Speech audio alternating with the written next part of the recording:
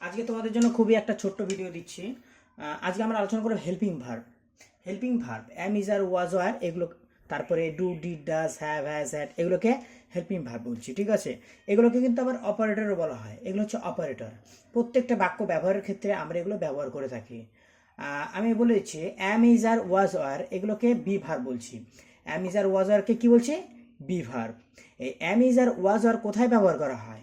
M is আর ওয়াজ আর ব্যবহার করা হয় কোনো কিছু হওয়া বোঝাতে। এটা কোথায় ব্যবহার করা হবে? কোনো কিছু হওয়া বোঝাতে বি ভার্বের ব্যবহার করা হয়। আচ্ছা, ডু ভার্বের কোথায় ব্যবহার হয়? ডু ডিড ডাজ এগুলোর ব্যবহার হয় কোনো কিছু করা বোঝাতে। ঠিক আছে, ডু ডিড ডাজ এগুলো কোনো কিছু করা বোঝাতে বাক্যে ব্যবহার করে থাকি। আর হ্যাভ ভাব কোথায় ব্যবহার করা হয়? হ্যাভ ভাব ব্যবহার করা হয় আছে বোঝাইতে।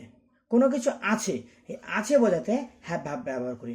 হ্যাভ, হ্যাজ, হ্যাড এগুলো হচ্ছে আছে বোঝাতে ব্যবহার করি। ঠিক আছে, এরপরে আমরা উদাহরণের সাহায্যে জানবো এম কোথায় ব্যবহার হচ্ছে, ইজ কোথায় ব্যবহার হচ্ছে, আর কোথায় ব্যবহার হচ্ছে। এরকম করে সবগুলো প্রত্যেকটা জিনিসই আমরা জানবো, উদাহরণ সহকারে আমরা আলোচনা করব কোথায় এবং কিভাবে ব্যবহার হচ্ছে। এগুলো তোমরা যদি শেখো ধীরে ধীরে যদি শিখতে থাকো, তাহলে দেখবে ইংরেজিটা অনেক সহজ হয়ে যাচ্ছে এবং আমরা বাংলা কথাগুলোকে ইংরেজিতেও বলতে পারবো। ঠিক আছে, তো তোমরা আমাদের চ্যানেলের সাথে থাকো, সবটাই জানতে পারবে ধীরে ধীরে।